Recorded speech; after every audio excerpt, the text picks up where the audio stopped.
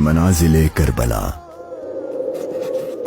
60 हिजरी 27 रजब अपने नाना हजरत मोहम्मद मुस्तफ़ा सल्लल्लाहु अलैहि वसल्लम के रोज़े मुबारक पर आखिरी हाजिरी देने के बाद इमाम हुसैन शहर मदीना छोड़कर मक्का की जानिब चल पड़े और 4 शाबान को मक्का पहुंचे और 8 जुल्हिज्जतुल हराम को मक्का से करबला की तरफ चल पड़े।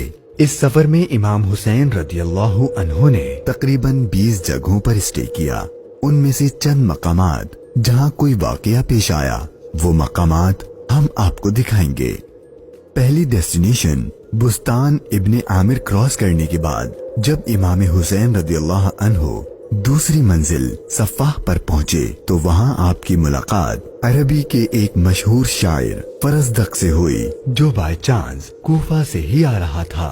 आपने इससे कूफा की सिचुएशन के बारे में पूछा तो उसने कहा, ए नवासे रसूल, उनके दिल तो आपकी फेवर में है लेकिन उनकी तलवारें आपके अगेंस्ट हैं।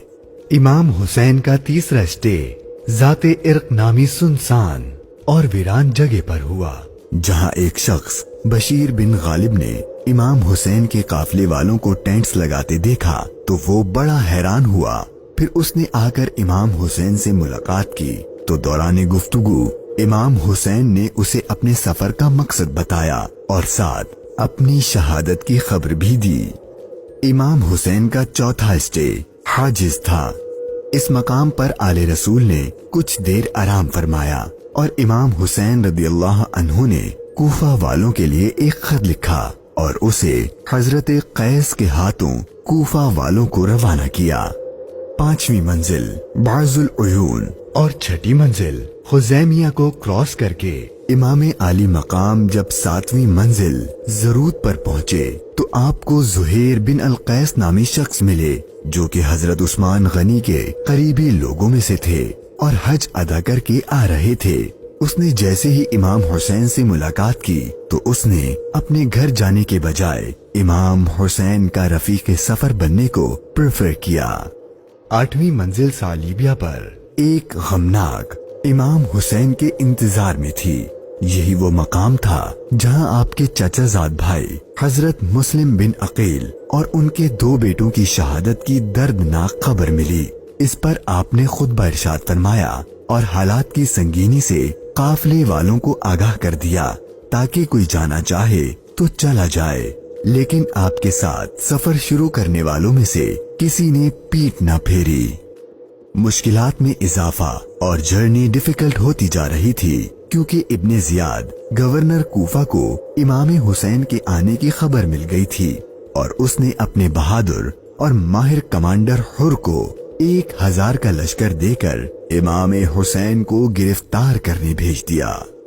इमाम हुसैन जुहाला, बतने उकबा और शराफ से गुजरने के बाद जब 12वीं मंजिल सुरात पहुंचे तो आपका सामना हुर और उसके 1000 के लश्कर से हुआ। इस रेगिस्तानी इलाके में हुर और उसके लश्कर वालों का प्यास से बुरा हाल हो चुका था और उनके पास पानी भी नहीं था तो इमाम हुसैन ने उनको अपने हाथ से पानी पिलाया। फिर आपने उनके सामने तकरीर की और जब आप जोहर की नमाज पढ़ने के लिए खड़े हुए तो आपके काफिले वालों के साथ हुर के लश्कर ने भी आपके पीछे नमाज पढ़ी। 13वीं मंजिल कादसिया, ये है टर्निंग पॉइंट। इमाम हुसैन रदियल्लाहु अन्हु को जाना तो कूफा था लेकिन आपने रास्ता तब्दील कर दिया और आप करबला की तरफ चलना शुरू हो गए। इमाम हुसैन अपनी मंजिल शहादत की तरफ सफर करते हुए मुगीसा, उज़ीबुल हिजानात, बैदा और जू हुसम के बाद जब 18वीं मंजिल कसरे बनी मुकातिल पर पहुंचे तो शाम हो चुकी थी।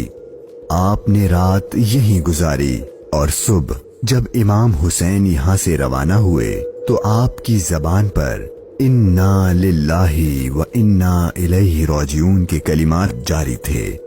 आपके बेटे अली अकबर ने आपसे ये कलिमात पढ़ने की वजह पूछी तो आपने फरमाया कि बेटा, मैंने अभी ख्वाब देखा है और उसमें हमें शहादत की खबर दी गई है। तो आपके शहजादे ने पूछा कि ऐ बाबा जान, کیا ہم حق پر نہیں ہیں؟ تو امام حسین نے فرمایا کیوں نہیں؟ تو آپ کے شہزادے نے بہادری سے جواب دیا کہ پھر موت سے کوئی ڈر نہیں۔ امام حسین کا سفر شہادت، سفر بقائے اسلام اپنے اینڈ کو پہنچنے لگا تھا۔ بس 2 اسٹاپ باقی تھے اور وہ ساری باتیں حقیقت ہونے والی تھیں جو بچپن سے آپ کی شہادت کے بارے میں مشہور تھیں۔ امام حسین جب اپنی سیکنڈ لاسٹ منزل نینوا پر پہنچے تو آپ کی آنکھوں کے سامنے بھی وہ سارا منظر گھومنے لگا جو آپ اپنے والد سے سنا کرتے تھے۔